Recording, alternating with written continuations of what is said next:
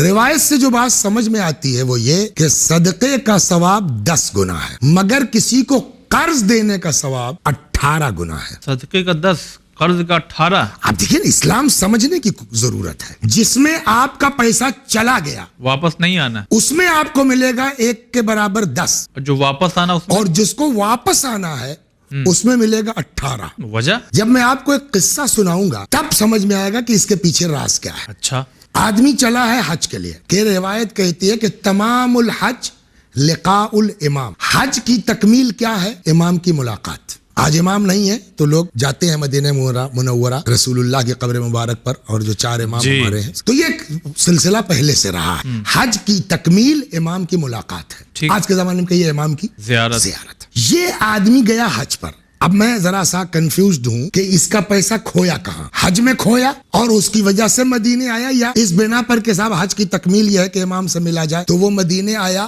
اور وہاں پیسہ کھو گیا؟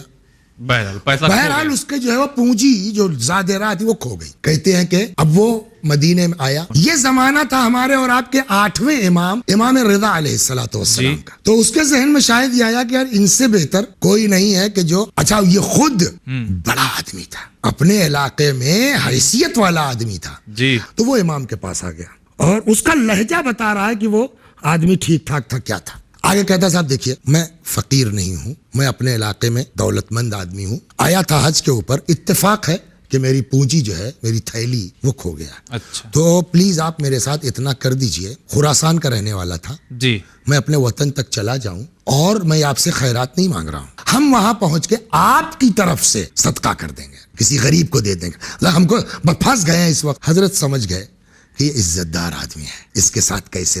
حضرت نے کہا بیٹھیے آپ تشریف رکھیے۔ کچھ لوگ تھے، جب دھیرے دھیرے مجمع چھٹا اور پبلک ہٹی تو امام اندر گئے، 1-2 لوگ رہ گئے ہوں گے، ایک معقول رقم ٹھیک ٹھاک تھیلی میں رکھی مگر باہر نہیں آئے، دروازے کے پیچھے سے فرمایا، وہ مرد خراسانی جس کا زادرہ تھیلی گم ہو گئی تھی، جی کہ دروازے کے پاس آؤ۔ دروازے کے پاس آیا، امام باہر نہیں نکلے، دروازے کے پیچھے سے ہاتھ بڑھایا، کہا یہ لیجئے جائیے، آپ میرے آنے کا انتظار مت کیجئے گا، شکریہ ادا کر دیں، یہ کر دیں، جائیے آپ، اور سنو یہ میں نے تم کو دیا ہے، میری طرف سے تم کو صدقہ کرنے کی ضرورت نہیں ہے، تمہارا ہے، تم جو چاہو کرو۔ اس نے کہا شکریہ صاحب، چلا گیا۔ اس کے جانے کے بعد امام جب واپس آئے تو جو 2 ایک صحابی رہ گئے تھے ان کو بڑا تعجب ہوا، کرایہ ہی تو چاہیے تھا، کہ آپ نے اتنا اچھا خاصا اس کو دے دیا۔ لیکن یہ بات نہیں سمجھے ہم لوگ کہ اس سے آپ نے کہا میرے آنے سے پہلے چلے جانا۔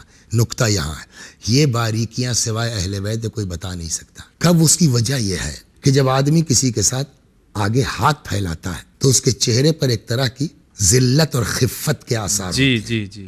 مجھ سے ایسا چہرہ دیکھا نہیں جاتا۔ اہل بیت کتنے بلند ہیں ہم سوچ نہیں سکتے، عزت نفس کو وہ مجروح نہیں کر سکتے۔ تو کچھ سمجھ میں، اس پورا قصہ میں نے کیوں سنایا؟ مطلب یہ ہے کہ آپ نے جس کو صدقہ دیا ہے تو اس کی آبرو بھی تو لینا آپ نے کہ یہ خیرات دیا ان کا۔ لیکن جو آدمی آپ کے پاس قرضہ لینے آ رہا ہے، باوجود اسے وہ آپ کا پیسہ واپس کرے گا، لیکن جو قرضہ لیتا ہے اسے کوئی بے عزتی کا احساس تھوڑی ہے اتنا جتنا وہ صدقے والے کا ہے۔ وہ ارے یار ٹھیک ہے، سب کے ساتھ ضرورت پڑتی ہے، آج لیا ہے ہم نے، کل یہ بھی لیں گے، پرسوں ادا کر دوں گا۔